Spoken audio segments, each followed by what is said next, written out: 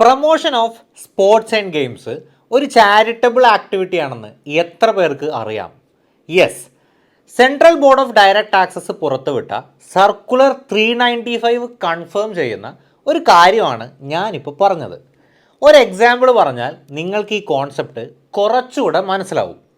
Suppose ഞാനൊരു charitable trust register ചെയ്തിട്ടുണ്ട് എന്ന് വിചാരിക്കുക.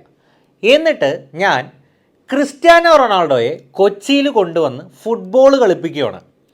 അതിൻ്റെ ടിക്കറ്റ് സെയിൽ വഴി എനിക്ക് കോടികൾ കിട്ടി. പിന്നെ അഡ്വർടൈസ്മെൻറ്റ് ചെയ്തതിന് വേറെയും ഒരുപാട് കോടികൾ കിട്ടി. കൂടാതെ കുറേ ഡൊണേഷൻസും കിട്ടി. ഇതിനെല്ലാം ചാരിറ്റബിൾ ട്രസ്റ്റിന് നല്ല അടിപൊളി ടാക്സ് ബെനിഫിറ്റുകളും കിട്ടും. ഒരുപാട് നികുതി ബാധ്യതകൾ ഇല്ലാതെ തന്നെ പണം ബാങ്ക് അക്കൗണ്ടിൽ വൈറ്റ് മണി ആയിട്ട് കിടക്കും.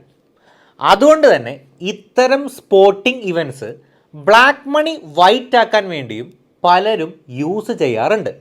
പല ഇവൻറ്റുകൾക്കും എത്ര ആളുകൾ വന്നു എന്നോ എത്ര ടിക്കറ്റ്സ് സോൾഡ് ഔട്ട് ആയി എന്നോ കണ്ടുപിടിക്കുന്നത് ടാക്സ് ഡിപ്പാർട്ട്മെൻറ്റിന് അത്ര ഈസി അല്ല.